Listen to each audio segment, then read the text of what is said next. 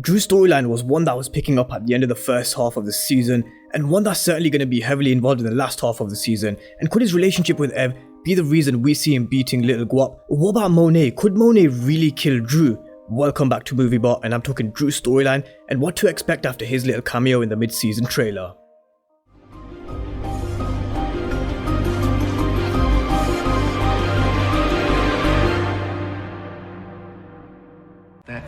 Get the fuck out of line. Yeah, what the fuck you gonna do about it? Nothing.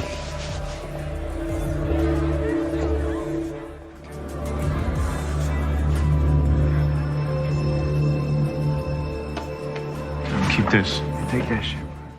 So I hope you all had a great weekend, and today is another mid-season trailer analysis video and a kind of follow-up video from yesterday, which was on Lil Guap and Monet, because I touched on Drew in the video, but it was heavily focused more on Monet and Lil Guap, and I've been bringing you clues with regards to scenes and where Power could be going with particular scenes, and one I actually missed was brought up by Daniel Nabi, and I can't believe I missed it because it was such an easy spot. But in yesterday's video, which I'll link down below if you haven't seen it already, I said I believe the person with the spiky balaclava is Lil Guap, and he's found his way over to Stansfield, but one of the most telling clues is his jacket, which what looks to be the exact same jacket he was wearing in episode 4 when Kane gave him a beatdown. The jackets look strikingly familiar, if not the same, so if this isn't confirmation then I don't know what is, so I'd be really surprised if this wasn't Lil Guap. Stranger things have happened, but they may be throwing us a big curveball because we know Power do these things with trailers, but I don't think this is one of them. I believe in my opinion this is Lil Guap, and many of you guys think the same in the comment section too, so that's another little clue and something you may not have spotted, which was mentioned in the comment section of my last video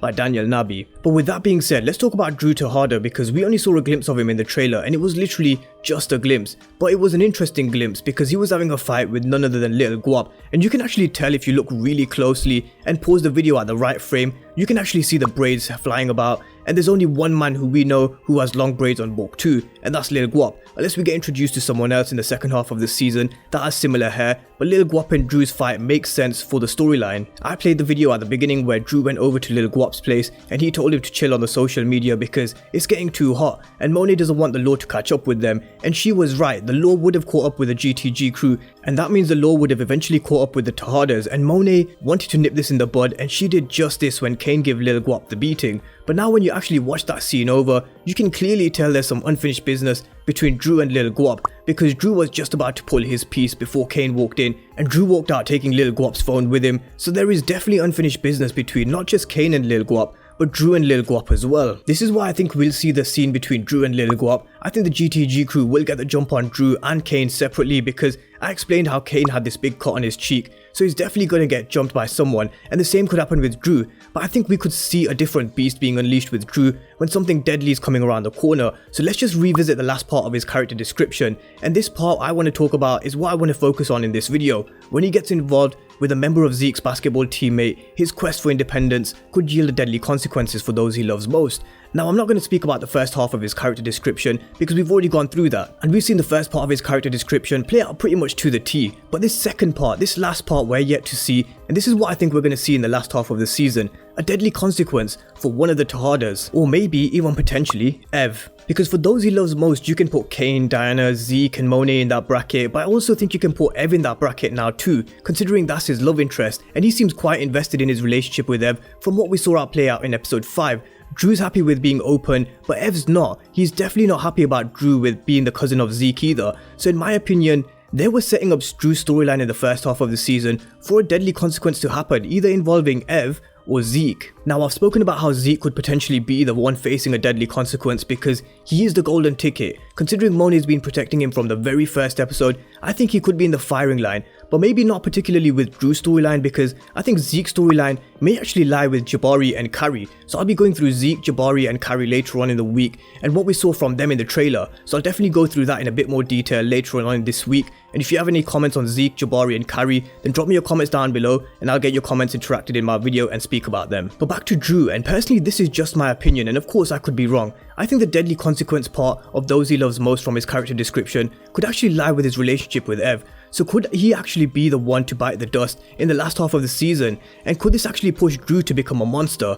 Or could that push him even further away from the TARDIS and the game, because clearly he doesn't want to be in the game, and it could take something like this for him to actually unleash a side to him that we're yet to see. And we could be seeing this ruthless side to Drew in the last half of the season, and I'm going to speak about his character in a bit more detail and what I want to see from him in just a moment. But something else I wanted to touch on was Monet and Drew, and Monet's first on-screen kill, because no doubt she's caught bodies and she's probably got a high body count that we don't know about, but we've not seen her first on-screen kill. But could her first on-screen kill actually be Ev? Because we've seen Monet have a deep conversation with Drew when he came back from Stansfield, when he met Ev, and Monet said to him that nobody is ever going to have his back like his family, and that he always needs to come home, just remember that.